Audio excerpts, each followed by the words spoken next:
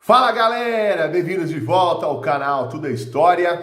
Aqui quem fala é o professor Hilário Xavier. Estou de volta para a nossa aula de número 8 do nosso curso preparatório ESA. Hoje o tema é importantíssimo. Eu estou apostando as minhas fichas de que segundo reinado vai cair em peso na prova desse ano e durante a aula eu vou te contar por quê. Mas já vai deixando o seu like. Manda essa aula no grupo de estudos da galera que está se preparando para a prova da ESA. Dá essa moral pro canal Tudo é História. Galera, novidade, o pessoal me pediu e eu coloquei mais um nível de filiado no canal Tudo é História por apenas R$ 4,99. Nesse segundo nível, você vai ter o direito de receber constantemente PDFs gabaritados no seu endereço de e-mail. Você se filia, me manda uma mensagem, professor, ó, meu endereço de e-mail é esse, e me conta qual o seu interesse. Ah, eu quero prestar ESA. Aí eu vou te mandar exercícios em PDF no seu e-mail, gabaritado, focado na ESA. Ah, eu quero SpaceX. Aí eu te mando exercício em PDF da SpaceX. Ah, o meu foco é vestibular de medicina. Eu te mando exercício em PDF dos vestibulares de medicina. Bacana, né? E não vai ser uma vez só, não. Toda vez que eu preparar um PDF novo na tua área, eu vou estar mandando no seu e-mail. Você vai ter uma surpresa toda hora. Abriu lá, tem PDF do canal Tudo é História. Por apenas R$ 4,99. E você ajuda pra caramba o canal, pessoal, porque só as visualizações do YouTube com certeza não gasta, não paga, perdão, todo o trabalho que eu tenho aqui para gravar, que o Thiago tem para editar. Dá essa moral pro canal Tudo é História, tá bom? Para que a gente possa continuar postando conteúdo de qualidade para vocês aí semanalmente, porque o canal Tudo é História não para nunca. Tem canal que dá uma pausa aí de 5, 6 meses aqui, tem 2, 3 aulas por semana aqui no canal Tudo é História. Bom, meus caros, hoje o papo é segundo reinado, aula de número 8, então as questões que eu preparei aqui elas pegam do golpe da maioridade, que é o episódio que dá início ao segundo reinado, quando liberais e conservadores se juntam para alterar a lei, empossando Dom Pedro II, ainda um garoto, ainda um adolescente. A estratégia era para acalmar as revoltas que estavam em andamento desde o período regencial.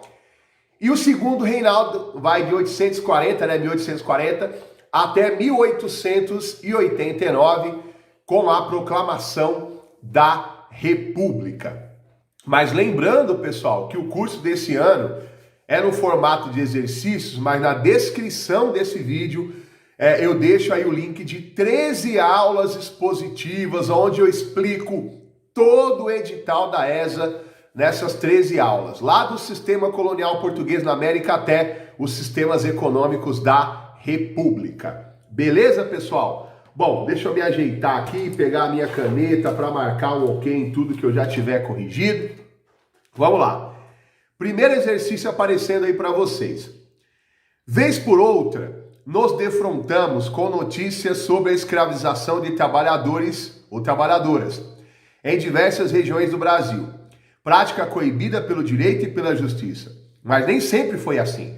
A escravidão como sistema de trabalho legal apenas extinguiu-se em 1888 pela promulgação da Lei Áurea. Embora o processo de libertação dos escravos tenha sido pontuado por outras leis, como... Galerinha, eu coloquei esse exercício aqui porque algo me diz que nesse ano vai cair a lei do ventre livre na prova da ESA. E por quê? Porque nós temos o aniversário agora em setembro de 150 anos dessa que foi a primeira lei abolicionista da nossa história, né? Ah, professor, a primeira lei abolicionista não é a Lei Eusébio de Queiroz de 1850? Não. A Lei Eusébio de Queiroz, aprovada dentro do segundo reinado, ela extinguiu o tráfico. Tráfico de escravos é uma coisa, escravidão é outra. A primeira lei nesse sentido de abolir, ao menos parcialmente, estou com trava-língua hoje, pessoal, que tá difícil, foi a lei do ventre livre, aprovada logo após a Guerra do Paraguai, né, que terminou em 1870. A lei do ventre livre, que é do ano seguinte, 1871, libertou todo negro nascido de mãe escrava a partir dessa data, porém, até os 8 anos a criança continuava com o fazendeiro, que o sustentava. Aos 8, o fazendeiro decidia se vendia a criança para um estado, né, para o Estado brasileiro, ou se ele continuava usando a mão de obra dessa criança até a maioridade, quando aí sim ele daria a liberdade definitiva. Fiquem espertos, eu acho que se não for a Lei Áurea vai ser alguma... A Lei Áurea não, a Lei do Ventre Livre, meu Deus, hoje tá difícil. Se não for a Lei do Ventre Livre, vai ser qualquer uma das leis abolicionistas, né? Ou a dos sexagenários, que libertou escravos com mais de 60 anos de idade, ou a Lei Áurea, que foi a lei que aboliu a escravidão definitivamente. Mas se eu tivesse com as minhas fichas no pôquer, eu apostaria na Lei do Ventre Livre, assinada pela Princesa Isabel em 1871, libertando todas as crianças nascidas de mãe escrava a partir da data da assinatura da lei, porém com as condicionantes que eu já falei. Até os 8 anos a criança continuava de posse do fazendeiro.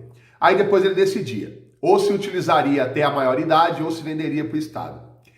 A resposta correta é a A. A lei do ventre livre, que libertava os filhos de escravos nascidos no Brasil a partir daquela data, e pela qual se obrigava também o proprietário a sustentá-los até 8 anos de idade. No canal tem uma aula só para a lei do ventre livre, né? Assista, é a aulinha lá do quadro História em 10 minutos, para que ela fique na sua cabeça. Vamos lá. Segundo exercício.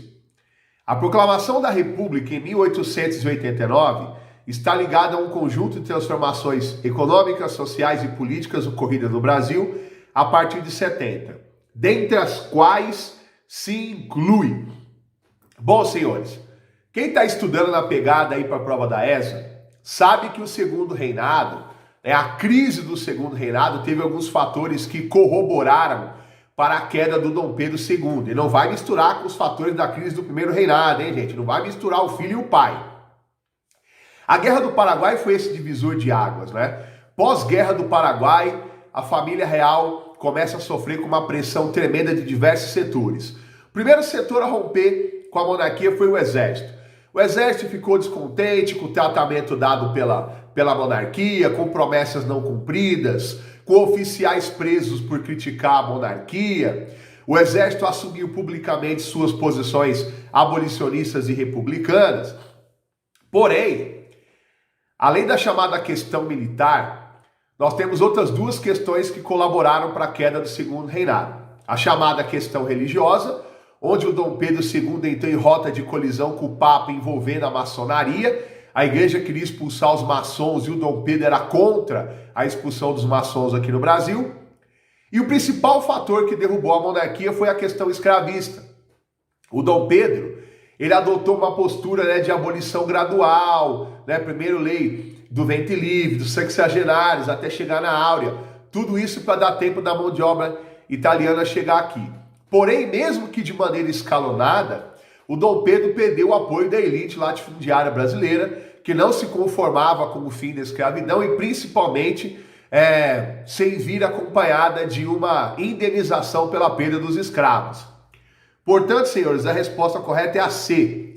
A progressiva substituição do trabalho escravo, culminando com a abolição em 1888. Tá bom? Vamos lá. Próximo exercício. Durante o Império, a economia brasileira foi marcada por sensível dependência em relação à Inglaterra e outros países europeus. Essa situação foi alterada em 1844 com...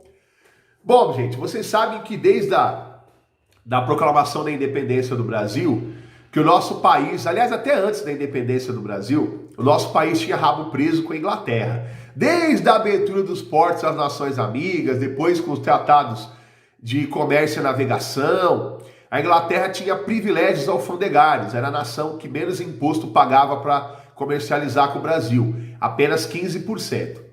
Porém, quando a Inglaterra adotou uma postura abolicionista e começou a pressionar o Brasil para fazer o mesmo, para que o Brasil acabasse com a escravidão. Inclusive, os britânicos aprovaram a lei Bill Aberdeen e começou a aprisionar navio negreiro.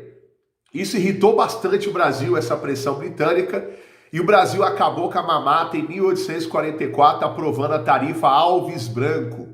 E a tarifa Alves Branco elevou todas as tarifas alfandegárias do Brasil, aumentando consideravelmente os impostos que países estrangeiros pagavam para o Brasil, chegando até a 60% de imposto. E a Inglaterra foi uma das nações prejudicadas pela tarifa Alves Branco. Acabou a mamata. A resposta correta, senhores, é a A.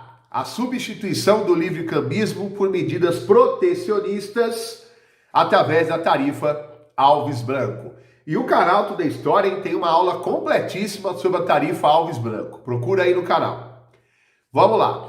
Há mais de um século teve início no Brasil um processo de industrialização e crescimento urbano acelerado. Podemos identificar como condições que favoreceram essas transformações. Galera, todo mundo sabe que o café sustentou as finanças do Império no século XIX. Na segunda metade do século XIX, o café se transformou no principal produto da pauta de exportação do Brasil. E os lucros auferidos pelo café ajudaram a promover um processo de urbanização, principalmente no sudeste do Brasil, São Paulo ainda mais, na região do Vale do Paraíba e do Oeste Paulista. O café ajudou na construção de estradas de ferro e, como o enunciado diz, os lucros do café também ajudaram a acelerar um certo surto industrial no século XIX, encabeçado pelo famoso Barão de Mauá. Caso você queira, o canal Tudo é História tem uma aula de economia cafeeira completíssima, porque é um assunto importante de segundo reinado, você deveria estar bem preparado. Então, meus coleguinhas, olha aí, futuros sargentos, a resposta correta é a B. Os lucros auferidos com a produção e a comercialização do café, que deram origem ao capital para a instalação de indústrias e a importação de mão de obra estrangeira. Beleza? Então, B de bola. Vamos lá, hein? Olha aí que revisão top, hein? Focado com exercício do modelo ESA. Você só encontra aqui no canal Tudo é História. Nas atas dos debates parlamentares e nos jornais brasileiros da década de 50, encontra-se muitas referências positivas ou negativas à Inglaterra. Essas últimas, em geral, devem-se à irritação provocada em setores da sociedade brasileira por pressões exercidas pelo governo inglês para... Bom, gente, eu já disse aí no exercício passado, eu coloquei aqui para reforçar porque o assunto é importante. A Inglaterra, desde os anos 1840, eles vinham pressionando o Brasil para acabar com o tráfico negreiro e, posteriormente, acabar com a escravidão. Inclusive, o Dom Pedro I já havia se comprometido a acabar com o tráfico na época que a Inglaterra reconheceu o Brasil como país livre. Porém, o Brasil foi enrolando, Foi enrolando e não havia cumprido o prometido. A Inglaterra apelou, veio lei Bill Aberdeen, onde a Inglaterra começou a aprisionar navio negreiro.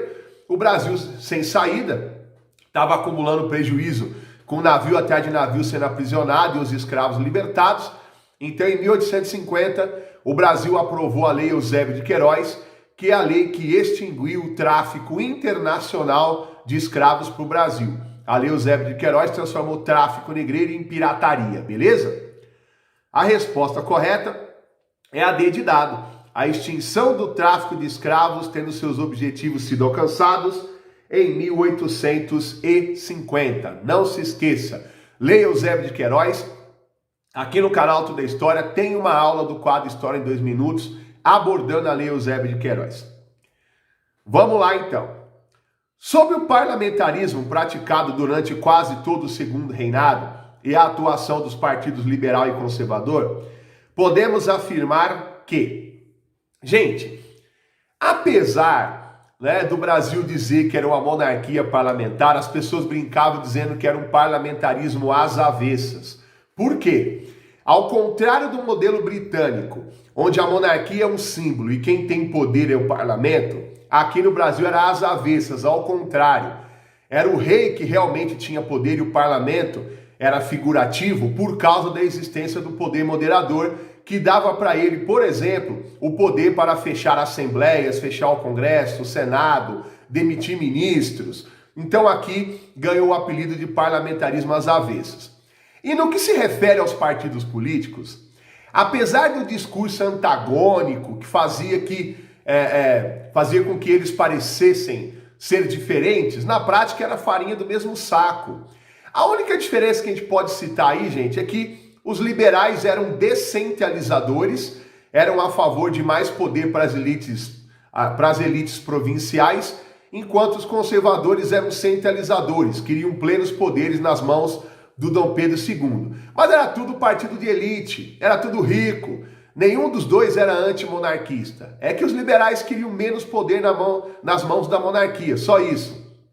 Bom, a resposta correta, olha lá, D de dado, liberal e conservador, sem diferenças ideológicas significativas, alternavam-se no poder, sustentando o parlamentarismo de fachada manipulado pelo imperador. Essa alternativa D de dado é uma aula da política do Segundo Reinado, beleza? Bom, meus caros, e o último exercício da nossa aula de hoje. Segundo o historiador Boris Fausto, o fim do regime monárquico resultou de uma série de fatores de diferentes relevâncias, destacando-se... Bom, eu já disse para vocês que pós-Guerra do Paraguai tinha muita gente descontente com a monarquia e muita gente poderosa.